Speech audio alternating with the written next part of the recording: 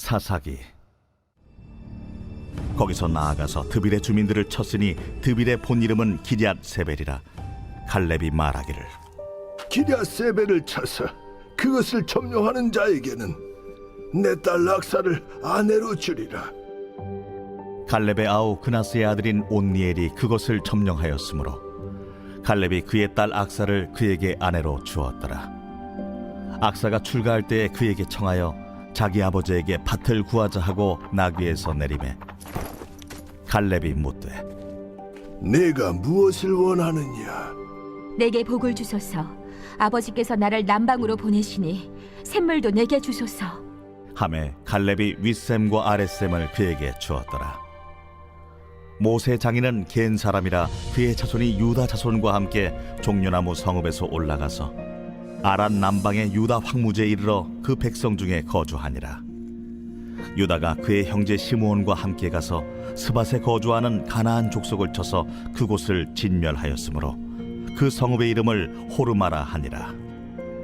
유다가 또 가사 및 그 지역과 아스글론 및 그 지역과 에그론 및 그 지역을 점령하였고 여호와께서 유다와 함께 계셨으므로 그가 산지 주민을 쫓아내었으나 골짜기의 주민들은 철병거가 있으므로 그들을 쫓아내지 못하였으며 그들이 모세가 명령한 대로 헤브론을 갈렙에게 주었더니 그가 거기서 아낙의 세 아들을 쫓아내었고 베냐민 자손은 예루살렘에 거주하는 여부수 족속을 쫓아내지 못하였으므로 여부수 족속이 베냐민 자손과 함께 오늘까지 예루살렘에 거주하니라.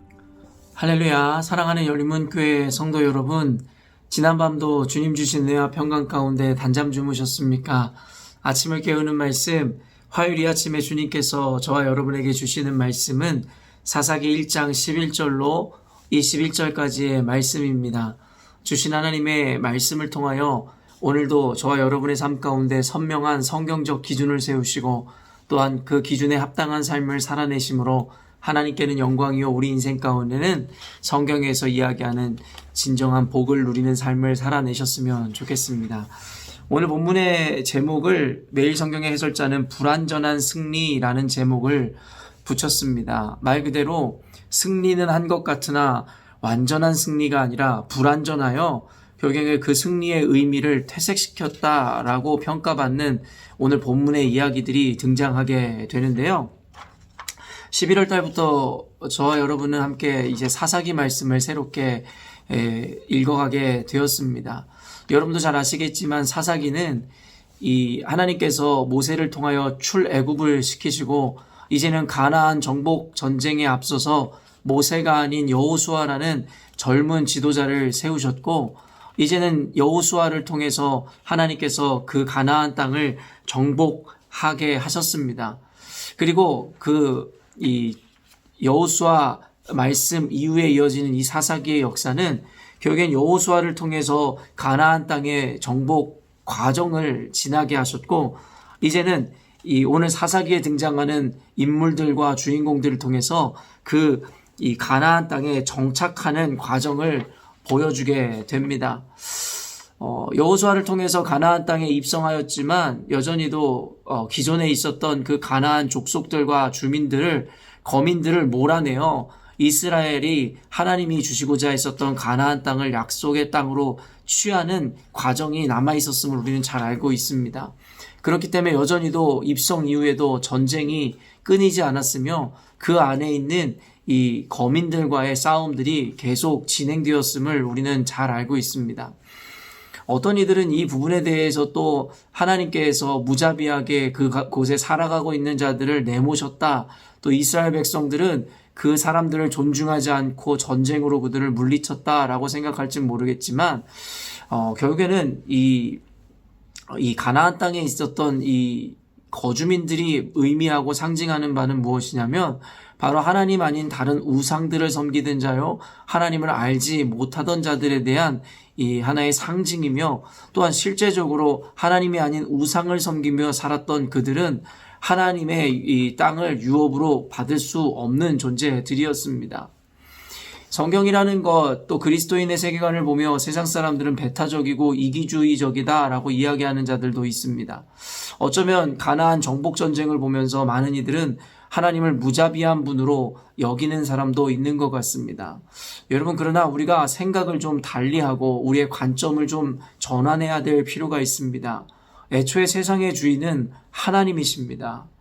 여러분, 우리가 이와 같은 정확한 인정과 인지를 하지 못한다면 세상에 일어나는 하나님의 역사라든가 섭리에 대해서 때때로는 자신들의 생각과 자기들의 합리에 따라 하나님을 도리어 이기적이고 불합리한 분으로 몰아갈 수도 있으며, 심지어 어떤 이들은 하나님을 하나의 악한 신으로까지 묘사할 수도 있게 되더라는 것입니다.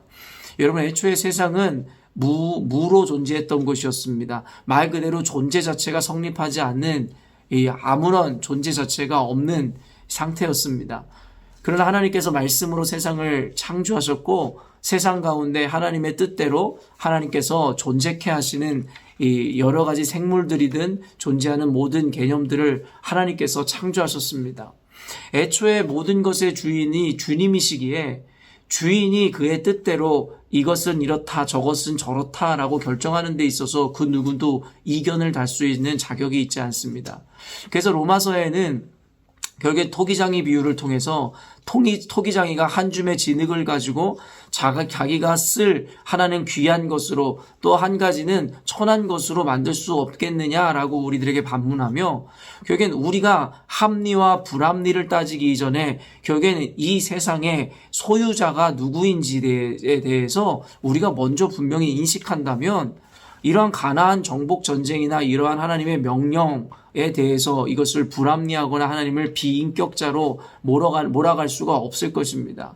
도리어 하나님께서는 당신의 것에 대해서 당신의 자녀들에게 유업으로 주기 위해서 애초에 당신의 것이었던 것을 이제는 그의 백성들로 하여금 차지하고 불법으로 하나님의 땅을 차지하고 있던 자들을 오히려 내몰아내라고 하시는 말씀이라고 여러분은 분명하게 인식할 수 있어야 한다는 것입니다. 모든 것의 주인은 주님이시고, 세상의 정의라는 것은 우리의 도덕이나 우리의 합리라는 관념이 아니라 하나님의 명령과 말씀에 있음에 대해서 여러분 분명히 마음속에 새기셔야 합니다. 그래야지만이 우리는 흔들리지 않는 믿음으로 하나님의 말씀과 하나님의 기준이 가장 선하고 옳은 것이다라는 것에 대해 인정을 할 수 있기 때문입니다. 여하튼 그러한 과정을 통해서 결국에는 가나안 땅에 기존에 거주하고 있었던 거류민들을 몰아내고 그들과의 전쟁이 계속해서 이어지게 되더라는 것입니다. 어제 말씀에도 함께 나오듯이 유다 지파는 결국에는 헤브론을 정복하게 되었으며, 거기에 아낙 자손 중에 이 서세와 아히만과 달메를 죽였다라는 기록을 보여주고 있습니다. 여기서 이 세세와 아히만과 달메라는 자들은 아낙 자손의 후손으로, 여러분 아낙 자손은 어떤 자들입니까? 바로 거인 족속을 의미한다라고 성경이 이야기합니다. 말 그대로 기골이 장대하고 거인과 같아서 모든 이스라엘 백성들이 그들 앞에서 두려움에 떨었다라는 거예요. 그러나 유다 백성들은, 유다 지파는 하나님의 명령을 따라 담대함을 힘입어 그들을 물리쳤다라는 것이에요. 그리고 헤브론을 정복하게 되더라는 것입니다. 여기까지만 보면 얼마나 담대하며 또한 그들의 용기 내지는 하나님 앞에서의 믿음을 보겠습니까? 그러나 바로 다음 장인 오늘의 본문 말씀에는 그 담대했었던 유다 자손들 그리고 유다 지파가 결국에 오늘은 끝까지 하나님의 말씀을 온전히 붙잡고 하나님의 명령을 완성시키지 못함으로 말미암아 불명예를 떠안게 되어지는 장면을 그리고 있다라는 것입니다. 늘 이야기하지만 어떤 경주든 달리기 시합이든 결국에는 완주하지 못하면 안이감만 못한 것이다 라고 이야기했습니다. 출발선상에서 출발을 했다면 어떻게 해서든 결승점까지 도달해야 결국엔 거기에 순위가 먹여지든 어떠한 합당한 결과를 받아들이게 되는 것이죠. 그러나 중간에 멈춰서게 된다면 결국에는 아무리 초반 스타트가 빨랐든 아니면 아무리 열심으로 달려내었든 관계없이 결국엔 그에게는 어떤 등수조차도 매겨질 수 없는, 그저 아무런 결과도 받아들일 수 없는 그런 허탕을 치는 존재가 되게 되더라는 것입니다. 우리의 신앙생활이라는 것이 저는 그렇다 여러분에게 이야기했습니다. 과거에 우리가 어떻게 하나님을 경험하였든 어떠한 기적이나 어떠한 일들을 행했든 관계없이 결국엔 예수님이 오시는 그날까지 혹은 우리를 부르시는 그날까지 우리가 끝까지 믿음의 경주를 완주해내지 못한다면 과거에 우리가 했었던 업적이든 경험했었던 기적이든 체험이든 아무 의미도 없는 것이 되어버린다라는 것입니다. 그래서 우리가 하나님 앞에 신앙생활을 시작했다면 이제는 돌아갈 수 없는 강을 건넜다라는 것을 인지함으로 말미암아 우리는 끝까지 이 길을 완주해야 되고 완성해야 될 책임이 있는 것입니다. 그럴 때라야 지난날에 저와 여러분이 했었던 믿음의 경주며 사명 감당이며 여러분이 경험했었던 모든 것들이 의미가 있게 되어지는 것이지, 우리가 만약에 중간에 멈춰서게 된다면 그것은 유의미가 아닌 무의미가 되어버린다라는 것입니다. 어쩌면 그런 우리들에게 용기를 주거나 끝까지 우리의 신앙을 잘 부여잡을 것에 대해서 말씀하는 것이 어제 말씀에 이어 오늘 말씀으로 이어지는 그 안에 숨겨진 하나의 가르침이며 의미일 것입니다. 결국에 19절 읽어보면 여호와께서 유다와 함께 계셨으므로 그가 산지 주민을 쫓아내었으나 골짜기의 주민들은 철병거가 있으므로 그들을 쫓아내지 못하였으며, 유다 지파가 어떻게 하였습니까? 결국에는 하나님의 명령에 따라 하나님께서 함께 하심으로 말미암아 산지 주민들은 모두 쫓아낼 수 있었다라는 거예요. 그러나 안타깝게도 반전이 일어나는 건 산지 주민은 쫓아내었으나 골짜기의 주민은 철병거가 있으므로 그들을 쫓아내지 못하였다라는 것입니다. 결국에 여기서 유다가 비겁한 변명을 삼을 수 있는 것이 그들은 철병거가 있어서 무시무시하였기 때문이다라는 것이 하나의 그들의 이 변명이 될 수 있을 것인데요. 그러나 우리는 지난날의 여호수아서나 아니면 지난날의 내러티브를 보면서 결국에는 이스라엘의 전쟁은 결국에는 힘과 그들의 능력에 달려있는 것이 아니라 여호와 하나님께서 직접 싸우시는 성전임에 대해서 우리는 분명히 배워왔습니다. 아까도 이야기한 아낙 자손들을 물리칠 수 있었던 것은 이스라엘 백성들의 힘과 능력이 아니었다라는 것입니다. 오직 여호와 하나님께서 함께 하실 때에 불가능이 가능케 되어지는 은혜를 그들은 이미 경험하였고 맛보았다라는 것입니다. 그러나 여러분, 여기서 중요한 교훈이 있습니다. 한번 여호와의 능력을 경험하고 하나님의 기적을 체험했다라고 한다고 우리의 신앙이 끝까지 견고하여 늘 담대하고 두려움 없는 신앙생활로 이어지는 것은 아니라는 것입니다. 그렇기 때문에 우리는 늘 깨어서 하나님 앞에 기도하고 하나님을 인식하고 하나님과 동행하지 않는다면 어느 순간인가 다시 우리의 연약함과 우리의 한계에 빠지게 되므로 결국엔 하나님이 주셨던 그 담대함의 승리를 놓쳐버리게 되더라는 것입니다. 단순히 골짜기 주민이 철병거가 있었기 때문에 그들이 실패한 것이 아니라 사실은 그들은 믿음을 상실해버렸고 하나님에 대한 신뢰가 무너졌기 때문이라고 우리는 해석하는 것이 옳을 것 같습니다. 결국엔 베드로가 예수님을 보고 무리를 걸었던 사건을 우리는 알고 있습니다. 그러나 이내 곧 주변에 광풍이 몰아닥치고 두려움이 엄습해오자 믿음을 잃어버려 결국엔 물 아래로 가라앉는 베드로의 모습을 우리는 또한 기억합니다. 그러므로 우리가 믿음이 있노라 이야기하므로 그것이 우리를 의롭게 하거나 우리를 사명의 완성을 이룰 수 있게 하는 것이다라고 생각해서는 안 됩니다. 그 경험의 차원을 넘어 이제는 우리가 하나님 앞에 늘 충만함으로 끝까지 그 믿음과 신뢰를 지켜낼 때라야 하나님께서 주신 사명 그리고 그 생명을 끝까지 지켜낼 수 있게 되더라는 것입니다. 그러면서 또 21절 보면 베냐민 자손은 예루살렘에 거주하는 여부수 족속을 쫓아내지 못하였으므로 여부수 족속이 베냐민 자손과 함께 오늘까지 예루살렘에 거주하니라. 언젠가도 여러분에게 이야기했지만 헤렘법이라는 것이 있고 그것은 하나님이 명령하신 진멸법을 의미합니다. 말 그대로 이방을 이 전쟁으로 물리쳤을 때 완전히 그들이 갖고 있었던 것이나 그들을 완전히 소멸시키고 제거해야 될 것에 대해서 하나님 말씀하시는데, 이것은 단순히 살인이나 도륙을 의미하는 것이 아니라 말 그대로 이스라엘 백성에게 이방이 섬기던 우상의 잔재라든가 그들의 어떠한 것이 그 이스라엘 백성에게 오염되는 것에 대해서 철저하게 하나님께서는 그것을 막아주심으로 이스라엘의 영적인 건강 그리고 그들의 생명을 보존하기 위해서였다라는 것을 우리는 잘 알고 있습니다.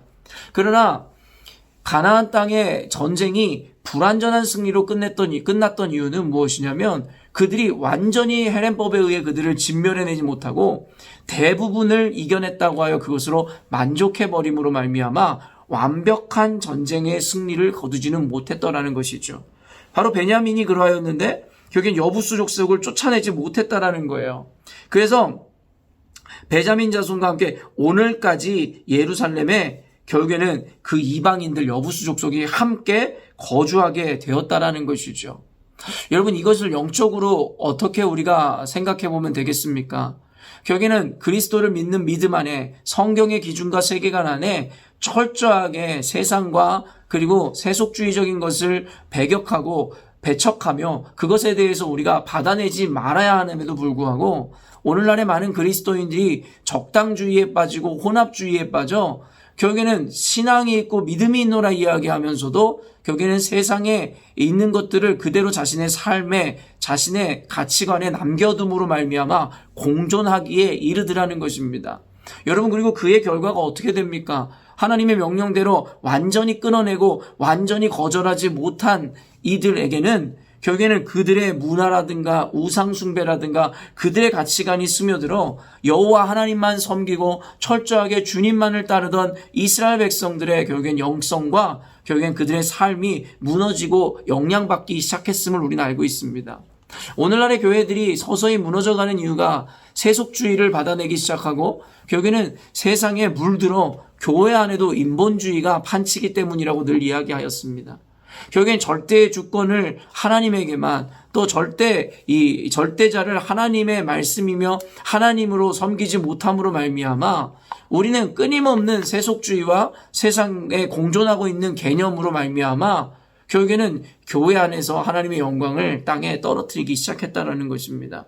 단순히 오늘날의 교회의 모습일 뿐만 아니라 저와 여러분의 모습일 수 있습니다. 하나님이 기뻐하시지 않는 일이라면 우리는 단칼에 잘라낼 수 있으며 그것에 대해서 타협 없이 분명히 지켜낼 수 있어야 할 것입니다. 그러나 조금씩 이러한 저러한 핑계로 아까 유다가 이야기한 것처럼 철병거가 있다 하여 어쩌면 오늘날의 우리들은 이렇게 하면 세상에서 관계가 멀어지고 세상에서 성공할 수 없다라고 이야기하며 결국에는 그들과 공존의 길을 선택하는 것은 아닌가라는 생각을 해보게 됩니다.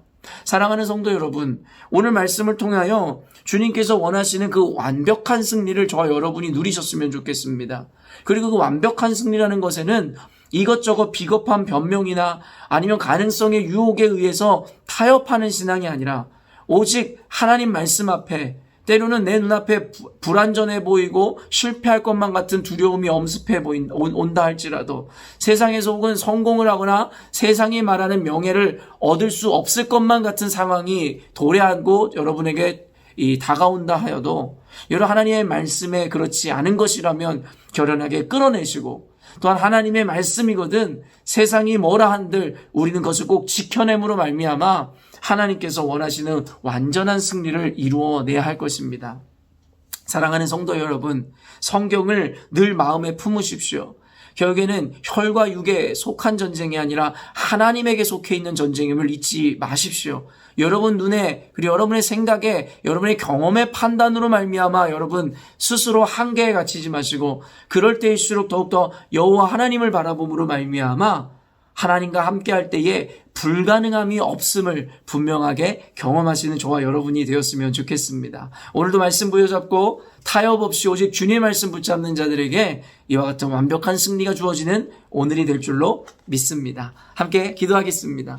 사랑의 주님, 오늘 말씀을 통해서도 우리가 하나님의 말씀을 온전히 부여잡고 온전히 주님을 신뢰하지 못할 때에 우리 안에 반쪽짜리 승리밖에 주어지지 않음으로 말미암아 결국엔 그 반쪽짜리 승리는 우리의 영광을 나타내는 것이 아니라 나중에는 그나마도 갖고 있었던 우리들의 영광마저도 빼앗아갈 수 있음에 대해서 생각해 보게 됩니다.